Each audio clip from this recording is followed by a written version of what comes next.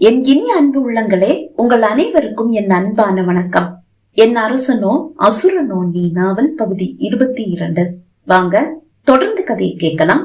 மறுநாள் காலை அலுவலகம் செல்லும் போது, அம்மா மதியம் ரெடியா இருங்க, நான் வந்ததும் கிளம்பிடலாம் என்று கூறிவிட்டுதான் மித்ரன் சென்றான். மித்ரன் அலுவலகம் வந்து சேரும் முன் ஒரு புது எண்ணிலிருந்து அவனுக்கு அழைப்பு வந்தது. அழைப்பை ஏற்றவன் ஹலோ என்றான். குட் மார்னிங் மிஸ்டர் மித்ரன், நான் ராஜீவ் பேசுறேன். இன்னைக்கு நாம சந்திக்கலாமா? Good morning mister Rajeev. Sorry, இன்னைக்கு சந்திக்க முடியாது, நான் கொஞ்சம் பிஸியா இருக்கிறேன். அப்புறம் நான் ஒரு விஷயத்த உங்ககிட்ட சொல்லணும். என்ன? சொல்ல தயக்கமா இருக்கு, ஆனா எனக்கு வேற வழி தெரியல. நீங்க தப்பா நினைக்க வேண்டாம். நீங்க உங்க பார்ட்னரா வேற யாரையாவது சூஸ் பண்ணிக்கங்க. ஏன் மிஸ்டர் மித்ரன் இப்படி பேசுறீங்க? இல்ல மிஸ்டர் ராஜீவ், நான் பெரிய ஒரு பிசினஸ்ல கால் பதிக்க போறேன். அதுக்கு பல 1000 கோடிகள் தேவைப்படுது. செஞ்சா பெருசா ஏதாவது செய்யணும், அப்பதானே லாபமும் பெருசா வரும். அதுல உங்களை எப்படி கூட்டு சேர்த்துக்க முடியும்? உங்ககிட்ட அவ்வளவு காசு இருக்கான்னு கூட எனக்கு தெரியாது. அதுதான் யோசிக்கிறேன். அதனால என்ன மிஸ்டர் மித்ரன், பெருசாவே செய்யலாம். என்கிட்ட காசெல்லாம் இருக்கு. சாரி சார், அதுக்காக இல்ல. இந்த பிசினஸ்ல கால் பதிக்க நான் என்னுடைய மொத்த சொத்தையும் அடகு வைக்க போறேன். என்ன, மொத்த சொத்தையும் அடகு வைக்க போறீங்களா? ஆமா, ரொம்ப நம்பகமான தொழில். ஒரு 6 மாசத்துல போட்ட காசு 50 மடங்கா திரும்ப கிடைக்கும். அதுல எனக்கு எந்த சந்தேகமும் இல்ல.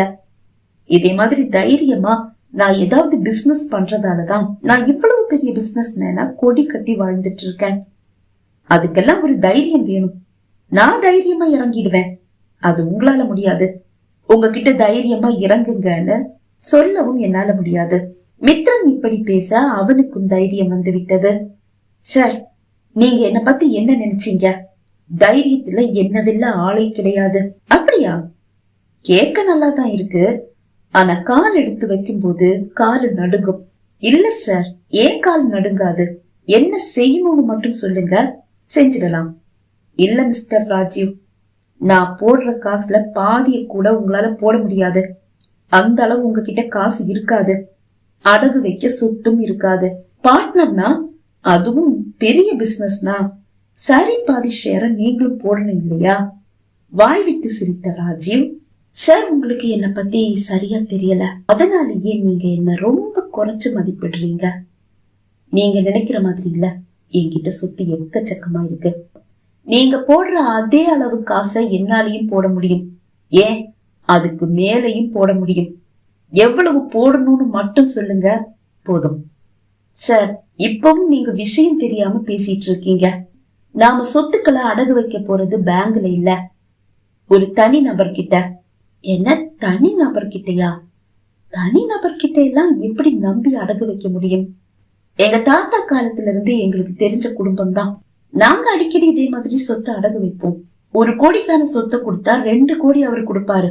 பேங்க் அது கொடுக்காது. எங்களை நம்பி அவர் காசு கொடுக்கறாரு, அவரை நாங்களும் நம்புறோம். உங்களுக்கு நம்பிக்கை இருக்காது, அதனாலதான் சொல்றேன். நீங்க வேற யாரையாவது பார்ட்னரா உங்க பிசினஸ்ல சேர்த்துக்கங்க, அதுதான் நல்லது. என்ன சார் இப்படி பேசுறீங்க? ஆமா சார், நான் உண்மையை சொல்லிட்டு இருக்கேன். நாம பார்ட்னர் ஆகுறது நடக்காத காரியம். அப்ப சார், நீங்க தனியாவா பிசினஸ் பண்ண போறீங்க? இல்ல இல்ல, இந்த பிசினஸ் தனியா பண்ண முடியாது. அந்த அளவு காசு என்கிட்டயும் இல்ல. என்னுடைய ஃப்ரெண்டு மணி இருக்கான், அவனை என் கூட சேர்த்துக்க முடிவு பண்ணிட்டேன். சார், அந்த மணி கிட்ட எல்லாத்தையும் சொல்லிட்டீங்களா? இன்னும் இல்ல, இன்னைக்கு அவனை கூப்பிட்டு பேசணும். அப்படின்னா சார், பார்ட்னரா என்னையே சேர்த்துக்கங்க. இல்ல மிஸ்டர் ராஜீவ், நீங்க நல்ல டைம் எடுத்து நல்லா யோசிச்சு ஒரு முடிவெடுங்க. அவசரப்பட வேண்டாம். யோசிக்க என்ன சார் இருக்கு? நீங்களே ஒருத்தரை நம்பி உங்க சொத்துக்களை அடகு வைக்கும் போது நான் வைக்க கூடாதா? வைக்கதான் மாட்டேனா? அப்படின்னா 2 நாள் கழிச்சு நீங்க என்னுடைய ஆபீஸ்ல வந்து என்ன பாருங்க. ஏன் சார் 2 நாள் தள்ளி போடணும்? இன்னைக்கு பேசிக்கலாமே. இல்ல மிஸ்டர் ராஜீவ், நான் இப்பவும் உங்களுக்கு டைம் நிறைய கொடுக்க ஆசைப்படுறேன். யோசிக்க. காலை தூக்கி வச்ச பிறகு முடியாதுன்னு நீங்க சொல்லிட்டா அது எனக்கு பிரச்சனை ஆயிடும். மணினா யோசிக்கவே மாட்டான், என் கூட நிப்பான். எந்த விதத்திலும் ராஜீவுக்கு சந்தேகம் வந்துவிடக் கூடாது என்று மிகவும் கவனமாக காய்களை நகர்த்தி கொண்டிருந்தான் மித்ரன். ராஜீவ் நெருங்கி வர வர அவனை தவிர்ப்பது போல் மித்ரன் பாசாங்கு செய்ய அதுதான் அவனை மித்ரனை ஆழமாக நம்ப வைத்து இவன் போதும் என்ற ஒரு முடிவுக்கு வரவும் வைக்கிறது. ஓகே சார், 2 நாள் கழிச்சு நான் வரேன். அது கூட எனக்காக இல்ல, உங்களுக்காக, உங்க நிம்மதிக்காக. வச்சுக்கிட்டா உங்க கூட தான் கூட்டு வச்சுக்கணும்னு நான் முடிவு பண்ணிட்டு தான் உங்களை சந்திக்கவே வந்தேன். ஓகே மிஸ்டர் ராஜீவ், இனி நம்ம நேர்ல சந்திக்கலாம் என்று கூறி அழைப்பை துண்டிக்கவும் அலுவலகம் வந்துவிட்டது. ராஜீவ் மித்ரனை சந்திக்க வருவதற்கு முன் அவனை பற்றி அலசி ஆராய்ந்து விட்டுதான் வந்தான். மிகவும் நம்பிக்கையானவன், நாணயமானவன் என்றுதான் ஊரே கூறுகிறது. அதுதானே உண்மையும். அவன் இன்றளவும் யாரையும் ஏமாற்றியதில்லையே. முதன்முறை அல்லவா ஒருவனுக்கு குழி பறிக்கிறான், அதுவும் ஒரு கயவனுக்கு அல்லவா குழி பறிக்கிறான். மதியம் வீட்டிற்கு வந்த மித்ரன் வேகமாக தயாராகி வந்த பின் உணவை முடித்துக் கொண்டு அம்மா இசை இருவரையும் கண்காட்சிக்கு அழைத்து செல்ல தயாரானான். அவர்களோடு இயலும் காரில் வந்து ஏறுவதை கண்டவனுக்கு தூக்கி வாரி போட்டது. ஐயோ, இவ எங்க வரா? அந்த ராஜீவ் வேற கண்ணுல எண்ணெயை ஊத்தி இவளையும் இவ குடும்பத்தையும் தேடிட்டு இருக்கான். அது கூட பரவாயில்ல, என்னையும் இவளையும் ஒன்னா சேர்த்து பார்த்தான்னா பிளானே காலி. இவளும் சிக்கக்கூடாது, என் பிளானும் தவிடுபடியாக கூடாது. சட்டென்று முகத்தை கோபமாக வைத்துக் கொண்டவன், அம்மா, நான் உங்களையும் அண்ணியையும் தான் கண்காட்சிக்கு கூட்டிட்டு போறதா சொன்னேன். கண்டவங்களுக்கெல்லாம் என்னால டிரைவர் ஆக முடியாது. அவனது வார்த்தை இயலை தேளாக கொட்டியது. எடுத்து வைத்த காலை அவள் அப்படியே இழுத்து கொண்டாள். மித்ரா, உன்னுடைய குணம் ஏன் இப்படி அரக்க குணமா மாறுது? ஒருத்தருடைய மனசை காயப்படுத்துறதுக்கு ஒரு அளவு வேண்டாம்? இயல்கிட்ட சாரி கேளு. அம்மா கோபமாக கத்த, எவக்கிட்டையும் என்னால சாரி கேட்க முடியாதுமா. எவளுக்கும் என்னால டிரைவரும் ஆக முடியாது, எவளையும் என்னுடைய கார்ல ஏத்தவும் முடியாது. நீங்க வரீங்களா இல்லையா? உங்களை மட்டும்தான் கூட்டிட்டு போக முடியும். அப்படின்னா நாங்களும் வரல. கோபமாக கூறிய அம்மா காரில் இருந்து இறங்கிவிட இசையும் இறங்கிவிட்டாள். அப்போ ஓவிய கண்காட்சிக்கு நீங்க போகலையா? போகணும்னு ரொம்ப ஆசையா கேட்டீங்க. ஓவிய கண்காட்சிக்கு போகணும்னு இப்பவும் ஆசைதான், ஆனா உன் கூட இல்ல. நாங்க கண்காட்சிக்கு போனா எங்க கூட இயலும் இருப்பா. ஏதாவது ஆட்டோ பிடிச்சு நாங்க போறோம், நீ போய் உன் வேலைய பாரு. அதை கேட்டு அவன் இதயம் தாறுமாறாக அடித்துக் கொண்டது. கண்டிப்பா இவ இன்னைக்கு ராஜீவ் கையில சிக்கதான் போறா, அதுல எனக்கு எந்த சந்தேகமும் இல்ல. இவளை தேடி அலையும் போது இந்த மாதிரி கண்காட்சிகளை அவன் மிஸ் பண்ணவே மாட்டான். கண்டிப்பா கண்காட்சிக்கு அவன் வருவான். அங்கதானே பல இடத்துல இருந்து வர்ற ஆட்கள் ஒண்ணு கூடுவாங்க. என்ன செய்வது என்று யோசித்தவன் எதுவும் பேசாமல் கோபமாக காரை எடுத்துக்கொண்டு அலுவலகம் செல்வது போல் கிளம்பிவிட்டான். ஆனால் நேராக கண்காட்சிக்கு தான் வந்தான். அவன் எதிர்பார்த்தது போன்று ராஜீவின் கார் பார்க்கிங்கில் இல்லை.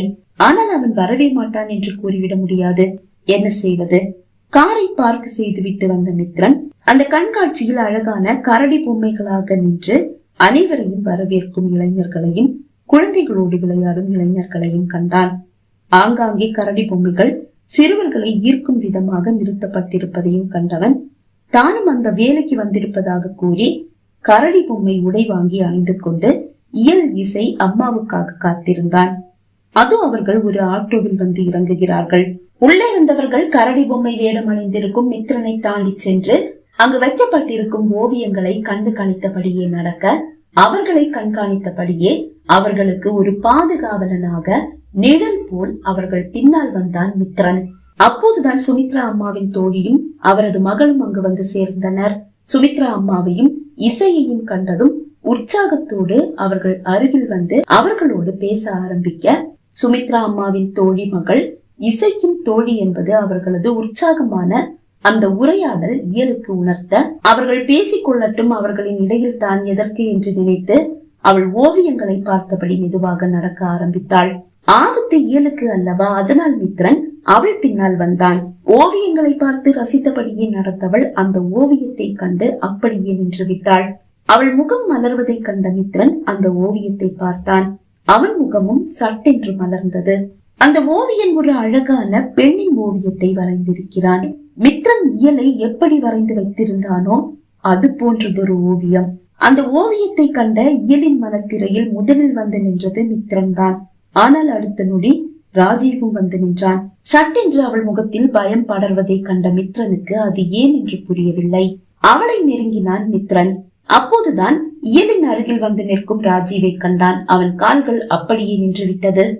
இந்த ஓவியம் உனக்கு ரொம்ப பிடிச்சிருக்குல்ல இயல்? ராஜீவின் குரலை கேட்டு அதிர்ந்து திரும்பிய இயலின் விழிகளில் பீதி. இந்த மாதிரிதான் நீ உன்ன வரைஞ்சிருந்தேன்னு நினைக்கிறேன். அதுக்கப்புறமா ட்ரெஸ் எல்லாம் வரைஞ்சு முதல்ல வரைஞ்சதே சூப்பரா இருந்திருக்குமே. ஆமா, அந்த ஓவியத்தை நீதான் வரைஞ்சியா இல்ல அப்படி ஒரு கோலத்துல உன்னை பார்த்த எவனாவது வரைஞ்சானா? எதுவா இருந்தாலும் எனக்கு பிரச்சனை இல்ல. நானும் மனைவியை இழந்தவன் தானே. நீ பத்தினியா இருக்கணும்னு எதிர்பார்க்கறது ஓவர் இல்லையா?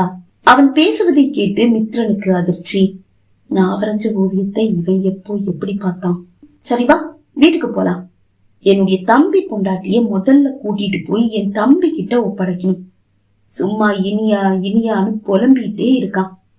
புலம்பிட்டு இருக்கானா? புலம்பாம வேற என்ன செய்வான்? அவனுக்குதான் குழந்தை பெத்துக்கிற தகுதியே இல்லையே. அப்படி ஒரு நிலைமையில என்னுடைய அக்காவையும் குழந்தையையும் அவன் மனசு தேடதான் செய்யும். அவளை உங்க வீட்டுக்கு கூட்டிட்டு போறதுக்காக இந்த மாதிரி இல்ல, இதுக்கு மேலையும் நாடகம் போடுவீங்க. என் அக்காவுக்கு ஒரு வார்த்தை கூட சொல்லாம உங்க தம்பிக்கு வேற கல்யாண ஏற்பாடு செஞ்சீங்கல்ல. கல்யாணத்தன்னைக்கு கோயிலுக்கு போற வழியில விபத்து. நீ மட்டும்தான் எங்களை தேடி நடக்கிற, எங்களை பத்தி விசாரிச்சுட்டு இருக்கேன்னு நீ நினைச்சிட்டு இருக்கியா? இல்லடா, நாங்களும் உங்களை பத்தி விசாரிச்சுட்டு தான் இருக்கோம். எங்களுக்கும் அப்பப்ப என்ன நடக்குதுன்னு தெரியும். நீ இப்ப கொடைக்கானல்ல இருக்கிற விஷயமும் எங்களுக்கு தெரியும். அப்படியா? அப்ப ரொம்ப வசதியா போச்சு. இனி என்னத்த மறைக்கிறது? சரிவா, வந்து உன் வீட்டை காட்டு. முதல்ல அந்த இனியாவை இழுத்துட்டு போய் என் தம்பி காலடியில தள்ளணும். அதுக்கப்புறமா நம்ம கல்யாணம். அதுக்கப்புறமா உங்க வீட்டுக்கு ஆபீஸ்க்கு எல்லாத்தையும் உங்ககிட்ட கொடுத்துடுறேன். ஐ மீன் உங்க அப்பா அண்ணன் கிட்ட கொடுத்துடுறேன். சாவியை மட்டும்தாமா கொடுக்க முடியும். சொத்துக்களை அனுபவிக்கிற உரிமையையும் கொடுக்க முடியும். சொத்துக்கள் அப்பவும் என் பேர்ல பத்திரமா இருக்கும். சரி வா வா, டைமையே வேஸ்ட் பண்ற என்று கூறியவன் இயலின் மறுப்பை பொருட்படுத்தாமல் அவள் கையை பிடித்து இழுத்து கொண்டு வெளியே சென்றான். தோழிகளோடு பேசிக் கொண்டிருந்த சுமித்ரா அம்மா, இசை இருவரும் அந்த காட்சியை காணவில்லை. முதலில் அவர்களை அழைக்கலாம் என்றுதான் இயல் நினைத்தாள். ஆனால் அடுத்த கணம் மித்ரன் வேறு தங்களோடு இல்லை. அவர்களையும் தேவையில்லாமல் வம்பில் மாட்டிவிட வேண்டாம், அவர்களுக்கு ஏதும் ஆபத்து நேர்ந்து விடக்கூடாது என்று நினைத்த இயல் சத்தம் இல்லாமல் அவன் இழுப்புக்கு வெளியே வந்தாள். பகுதி 22 நிறைவடைந்தது. பகுதி 23 உங்களை சந்திக்கும் வரை விடைபெறுகிறேன். நன்றி, வணக்கம்.